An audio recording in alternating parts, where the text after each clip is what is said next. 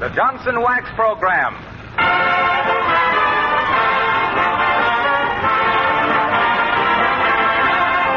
The makers of Johnson's Wax and Johnson's Self-Polishing Glow Coat present Marian and Jim Jordan as Fibber McGee and Molly.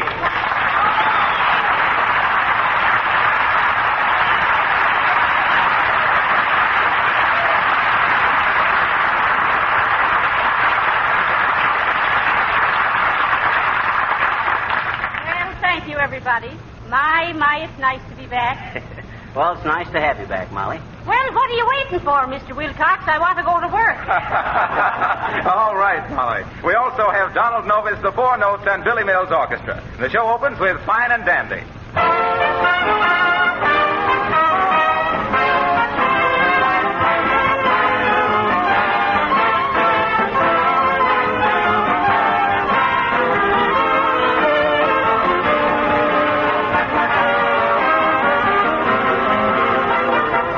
A sure way to banish your spring cleaning blues. Let Johnson's Self-Polishing Glow Coat put a grand shine on your floors and linoleum without any rubbing or buffing. There's no work to it at all, you know. You just pour the Glow Coat onto the clean floor, spread it around with a cloth or the long-handled applier, and in 20 minutes it dries to a beautiful glowing finish. Now, there's a special sale at your dealers of Johnson's Wax and Johnson's Self-Polishing Glow Coat right now. You can get both the regular wax and Glow Coat in giant-size cans. When you buy a pound, you get a pound and 1/3. When you buy a pint, you get a pint and 1/3. Now, this sale is for a limited time only, so if you want to get 1/3 more for the regular price, we suggest that you phone your dealer the first thing tomorrow morning or go to the store and ask for Johnson's Wax and Johnson's Self-Polishing Glow Coat in the special money-saving giant-size cans.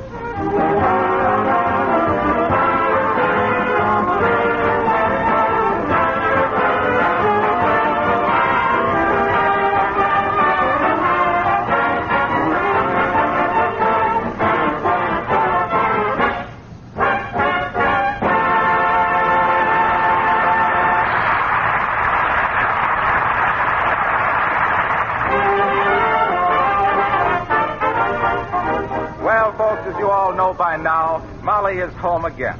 And after looking over the household bills accumulated during her absence, she's a trifle flabbergasted.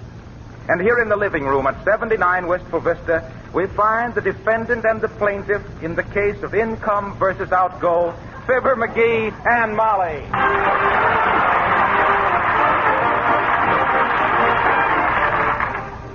McGee, look at this milk bill. What on earth have you been doing? Sprinkling the lawn with it? That is a little high, ain't it? What say we get a cow? Why, who'd milk it? Oh, you got to milk them?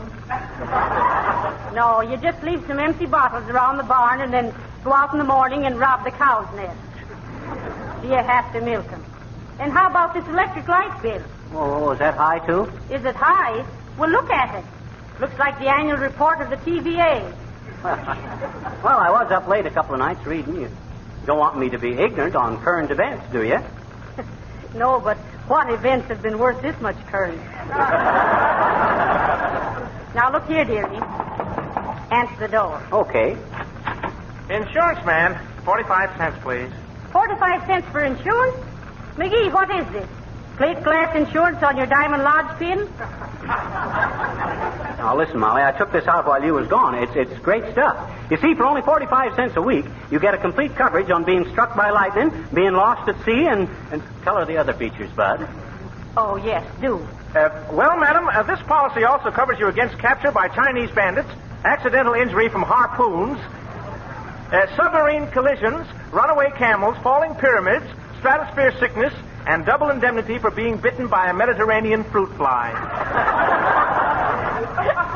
Imagine that, Molly, all for 45 cents. I wanted a clause in there to cover us against being knocked out by the Sunday paper, but that would have been another 10 cents a week. Well, oh, that's wonderful. Does it protect us against getting our fingers pinched in the encyclopedia? No, madam, that would require a physical examination. Shall I give him the 45 cents, Molly? Sure, give it to him. Then run out and round up a couple of Mediterranean fruit flies. Hungry ones, mind you. Here you are, Bud, 45 cents. Oh, thanks. You'll never regret this, folks. Why, just last week, one of our policyholders, a bellboy, collected $9.32 for getting his left ear caught in a keyhole. Well, I suppose if there'd have been twin beds in the room, he'd have got double indemnity. Well, good day to you, sir. You don't think I was wrong taking out that policy, do you, Molly? Oh, no, McGee. It was a lovely stroke of business. In fact, we can put in a claim right away. Huh? Claim on what? Capture by Chinese bandits. Huh? Look at this laundry bin. Oh, I don't think that'd work, Molly. My shirts couldn't stand a physical examination. They'd flunk the butt analysis. Don't you get it, Molly? I said they'd flunk. It ain't funny, McGee. Oh. But now let's get down to business. We've got to work out a budget. I'll keep the books. Swell. I'll run downtown and get a set of books and a sample budget. Shouldn't cost more than two. I'll answer, dearie. Okay. 79 Wistful Vista, Molly McGee speaking. To whom am I speaking with, please? Who? Mert who? Oh, that's Bert, the telephone operator, Molly. I'll talk to her. Oh, no, you won't. Huh? What was it you wanted, please? Mr. McGee is busy right now. Oh, I am not. He is, too. I mean, what? Oh, you'll call him later on. All right, dearie. Goodbye. Be it ever so humble, there's no place like home. McGee. Huh? Who's Mert? Oh, she's just a telephone operator. I never met her. Just talked to her on the phone. Just kidded with her and stuff like that there. I see. Honest, Molly, don't you believe me? Wait a minute. Folks, them of you who've listened to our other shows, will you please write and tell Molly that I ain't ever seen this Mert? Tell her that I never had it. All right, McGee, let it go. I believe you. Okay. But now, speaking of operators, look at this telephone bill. Huh? $34. Can't Europe settle its own problems? Did you have to call them up and give them advice? What you mean, Molly?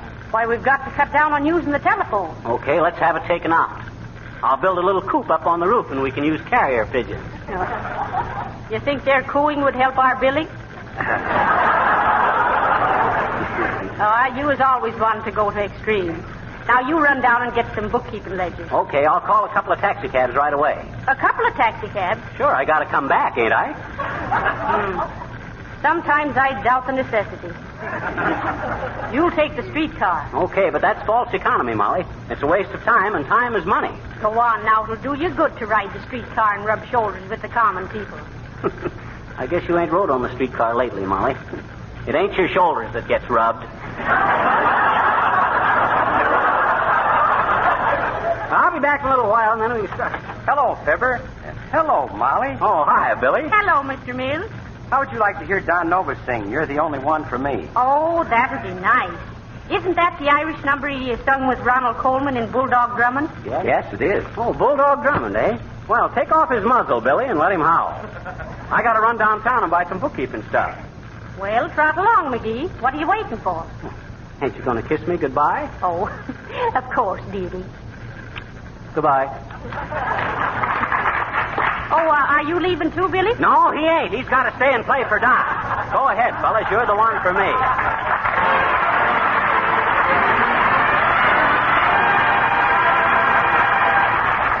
I am a plain-spoken fella, no flowery language is mine. A little uncouth, and to tell you the truth, poetry's not in me line. Still, let me try with a song to tell you what happened when you came along. I saw you smile as I passed you by, and I said to myself, says I, there's the one, the only one for me. I caught a glimpse of a roguish eye, and I said to myself, says I, there's the one, the only one for me. A poet might speak of the blush in your cheek as the bloom of a rose newly born. Your voice, the refrain of a song of the rain, in the light of a bright April morn. I saw an angel from out the sky, and I said to myself, says I, there's the one, the only one for me.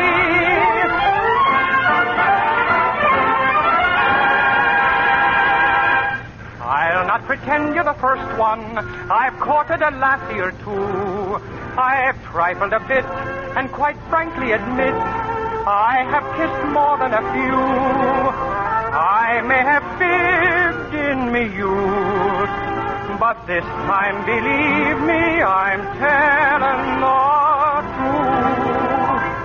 I saw your smile as I passed you by, and I said to myself, says I, there's the one, the only one for me. I caught a glimpse of a roguish eye, and I said to myself, says I, there's the one, the only one for me. A poet might speak of the blush in your cheek as the bloom of a rose newly born. Your voice, the refrain of a song of the rain, in the light of a bright April morn. I saw an angel from out the sky, and I said to myself, says I, there's the one, the only one for me.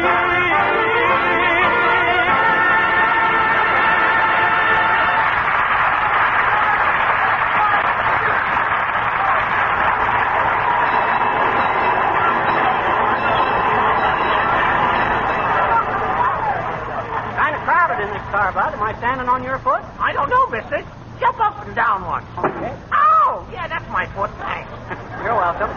Hey there, Johnny. Did I collect your fare? Oh, are you the conductor, old-timer? I ride for half fare, you know. Hey? I says I ride for half fare. This is a broadcast, and radio is still in its infancy. That's pretty good, Johnny. But that ain't the... Hey, step 4 in the car, please. How was I saying, Johnny? Oh, yes. That ain't the way I heard it. The way I heard it. Excuse me, conductor. May I please have a transfer? You won't need none, daughter. Just tell the other conductor that Joe sent you.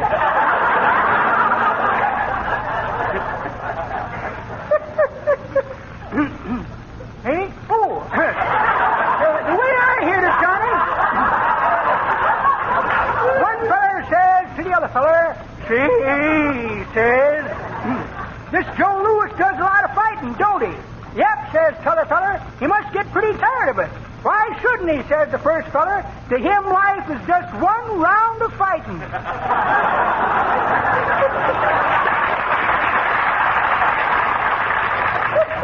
Well, let's you and me go to the next Louis fight, Johnny, if you can spare a couple of minutes.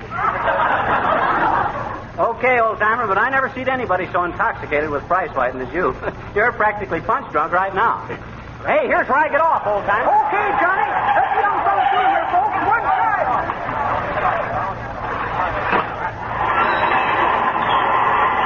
Whew. Wish I'd have been born rich. To me, a streetcar ride is just a mob scene parted in the middle.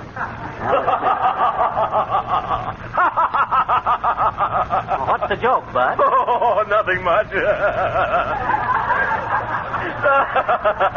I'm an artist. Oh, you are, eh? One of your brushes tickling you? No, I'm a modern artist. I paint those screwy-looking things, you know. Hey, they don't make any sense. I know, but what's funny about that? I just had an exhibition. And somebody bought one of them, the darn fool.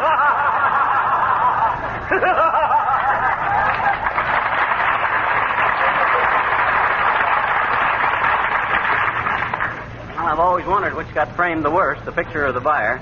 Let's see, now, where'd be the best place to get a set of budget books? Oh, hello there, Fibber. Where you bound? I'm looking for a bookstore or stationery store, Harpo. Our bills have been too high, and I got to get some books and make out a budget. Oh, say, that's a fine idea. I have a budget myself. Oh, you have? You got it with you? Sure, right here. Take a look at it. Oh, that's very interesting. What's this item here? Entertainment, 20 cents. Gee, that must have been quite a fling. Well, it was. The 20 cents was for car fare out to the Better Housekeeping Institute. Oh, so that's your idea of entertainment, the Better Housekeeping Institute. Is that the only toot you could think of? Listen, I have a swell time out there. Here it comes, folks. Whenever I show them how easy it is to use Johnson's self-polishing glow coat, and particularly how they can save money right now by stocking up with those special giant-sized cans with the extra third free, why, nothing's too good for me. Why, they make me fudge or panucci or taffy apple or something. You can see how much that saves on meals in my budget. Yeah, that's great. Why didn't you hide in the oven till morning so he could get your breakfast free, too? Well, I tried that a couple of times, but somebody always comes along and sticks a fork in me to see if I'm done. Well, watch that budget, Fibber. Remember, the close-fisted guy of today is the open-handed guy of tomorrow. So long, pal. Old Rockefeller Wilcox. Boy, does he budget. He saves so many pennies, the government buys up his old pockets for Indian reservations. Oh, here's a stationery store. What can I do for you, Flytrap? Oh, hi, Boomer. You working here? Yes, having a special sale today on asbestos diaries for Red Hot Mamas. Oh, I don't know any Red Hot Mamas, Boomer. All I know is smolder women. Smolder women. That's very good, very good. Little far-fetched, but you never were any judge of distance. Listen, Boomer, you got any ledgers in here? I'm going to start a budget. Is that so? Fine thing, budget. Tried once myself, but I had trouble with my incidentals. Got them confused with the et ceteras and the miscellaneous. Well, what's the budget for, Pinchfolk? Business, household, or personal? All three. If business ain't better in our household, my wife's going to get personal. I see. How did I put those budget books? I have them right here somewhere. Let me look on these shelves. Interesting lot of stuff. Yeah. Budgets. Here's a bottle of invisible ink for feminine correspondence. Nothing a girl cherishes like an old, faded love letter. Roll of blotting paper. Ever make a study of blotting paper? Very absorbing. Come on, let's see a budget. Oh, yes, certainly. Let's have one here someplace. Let's see now. Here's some gold points for fountain pens. Knobby little nibs, aren't they? I'll take a handful. Might want to have a tooth filled. What's this? Package of paper. Wonder how it got so dirty. That's carbon paper. Oh, so it is. Thought for a minute it was brunette stationery for blackmailing. Here's an old computing machine. Might use that in your broadcast to add your libs. Well, imagine this. I found the budget book.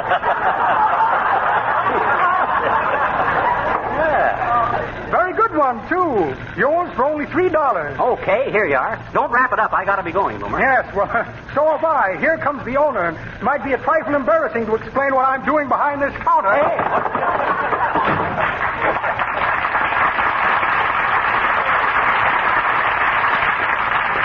Can you imagine that? And I thought he was working in there. The crook. Well, let's see what's in this budget book anyway. Husband's clothing. Per year, $1,200. Hey, that's great. I ought to get a nice outfit for that. Say, buddy, can you spare a dime for a cup of coffee?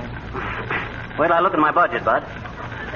Oh, yeah, charities per year, $350. Oh, might as well clear that up for the year.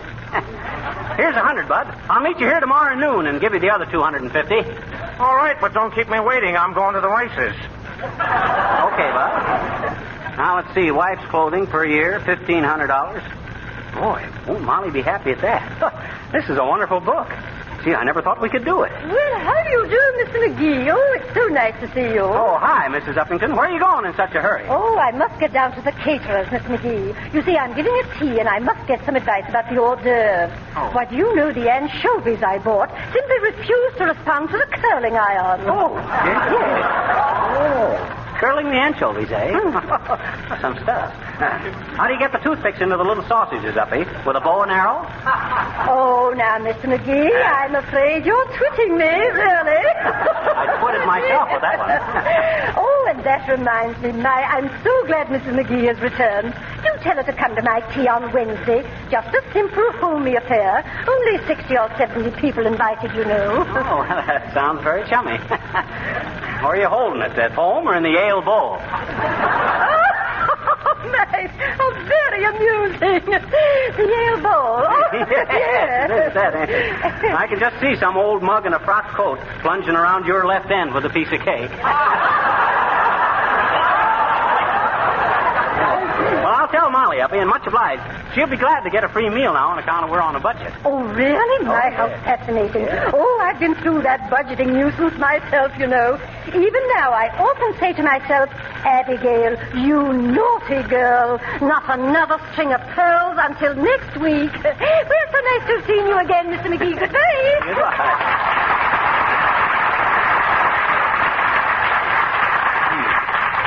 Not another string of pearls till next week. Wonder if she realizes how many oysters she's thrown out of work. I'll see this budget book again. Alarms for... Hello, Fibber. Started your budget yet? I just got the book, Billy. You see? And we're going to come out a lot better than we thought. Oh, that's swell. Yeah, for instance, according to this book, we can spend $3,600 a year for groceries. Now, our grocery bill has never been over $700 or $800 before. That's quite a saving, ain't it?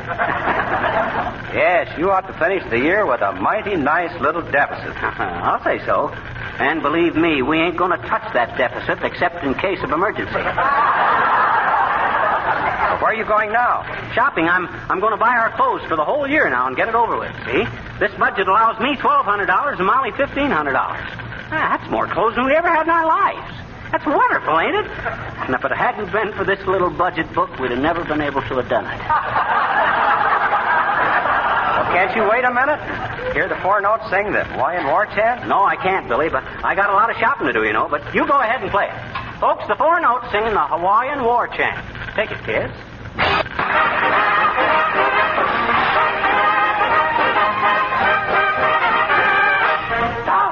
Tahuai, heo hene lahi, pili tuelua, putu tueloa, ite toe toe, anuli poi kapalehi.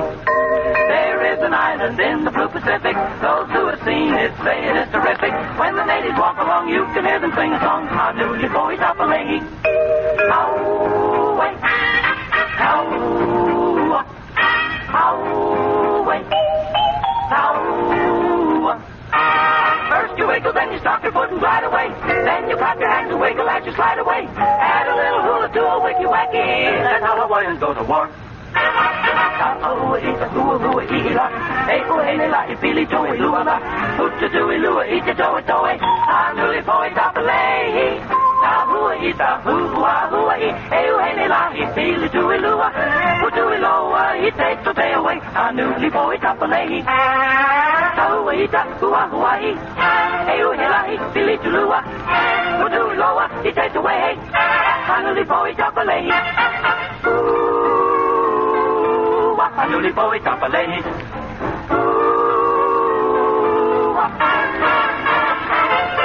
Taita hua hua e uhene la ipili tue lua, utu tue loa ite toe toe, anuli poi tapalehi. That's how Hawaiians go to war. Anuli poi tapalehi, tapalehi, tapalehi.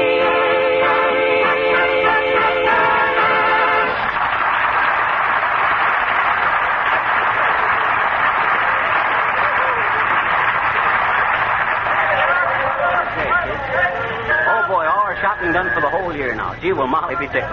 $1,500 worth of clothes. Boy, I hope she likes her hats. Oh, hello there, little girl. Hi, mister.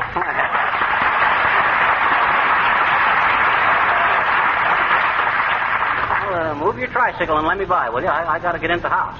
You live around here? Sure I do, I betcha. Where? I says where? Where do you live? With my mama. Well, where does your mama live? With Papa.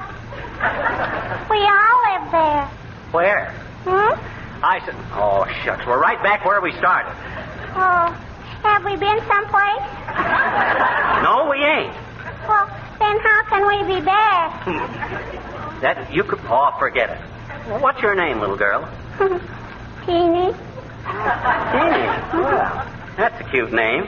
Sure it is, I betcha. Don't you live in that house on the corner? Oh, you mean the brown one with the brick porch? Yes. No. Oh. Say, mister, you know what? No, what? I says what? Did you see my pop at the playground last night? No, I didn't. What was your father doing at a kid's playground at night?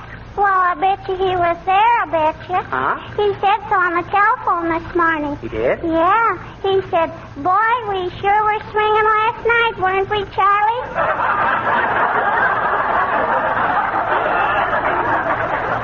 Where'd you say you live, little girl? Right over there.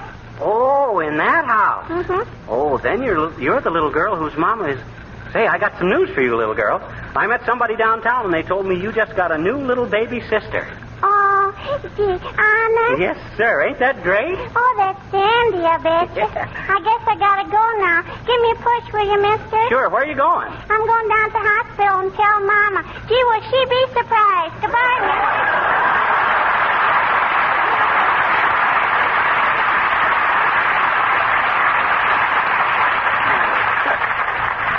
Bet her mom will be surprised, all right, but I never knew a surprise party yet that the host didn't know about long beforehand.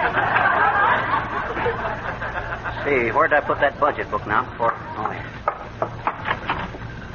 Hey, Molly, I done it. I got the budget book. And that ain't all. What? I done all our shopping for the whole year. Boy, is that a wonderful budget. What? $1,500 for your clothes, Yeah. $1,200 for my clothes, charity $346. Hold it, McGee. Hold it. Calm down. Heavenly day. Yeah, but look, Molly, look at this budget. It's marvelous. Quiet, Ignornuts. There's something funny here. Let me see that book. Okay, here. You see where it says about the charity? McGee, Huh? this budget is for an income of $20,000. Why, sure. What? It is? You mean I got to make $20,000 this year to pay for all? Oh, well, what's the difference? I can handle it. I got the whole world ahead of me. Oh, you have you? Yeah. That isn't the world in front of you, dearie. What you mean? You're behind the 8 ball. Oh, sorry.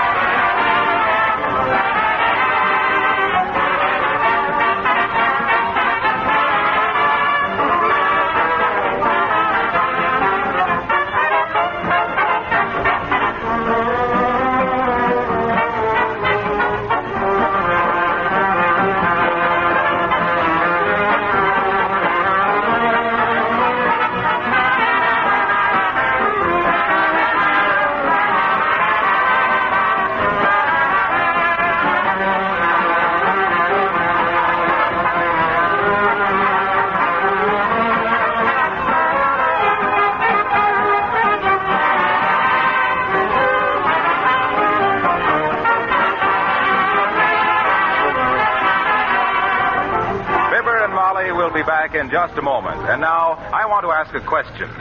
Haven't you noticed that at this time of year, everything in the house seems to be badly in need of a spring tonic? Floors, furniture, and woodwork are just waiting for a gleaming coat of Johnson's wax to make them beautiful as new again. Well, right now is the time to buy Johnson's wax and Johnson's self-polishing glow coat, too. By acting at once, you can get giant-sized cans of both wax and glow coat at the same price you usually pay for a pint or a pound. These giant cans contain a pint and 1/3, or a pound and 1/3 at no extra cost. You'll save money by taking advantage of this special sale of Johnson's Wax and Johnson's Self-Polishing Glow Coat. Don't delay, for when these giant-sized cans are gone, there won't be any more. Ask tomorrow morning without fail for Johnson's giant-sized cans at your hardware, grocery, paint, drug, or department store.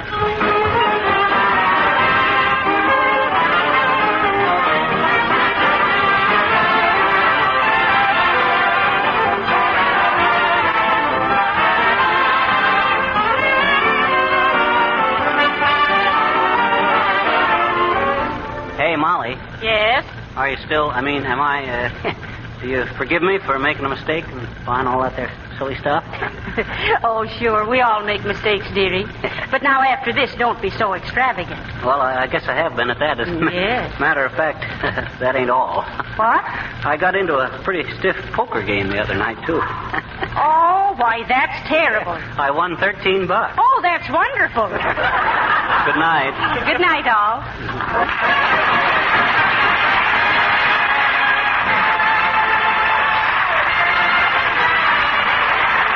Wilcox, speaking for the makers of Johnson's Wax and Johnson's Self-Polishing Glow Coat, Racine, Wisconsin, inviting you all to be with us again next Tuesday night. Good night. This is the National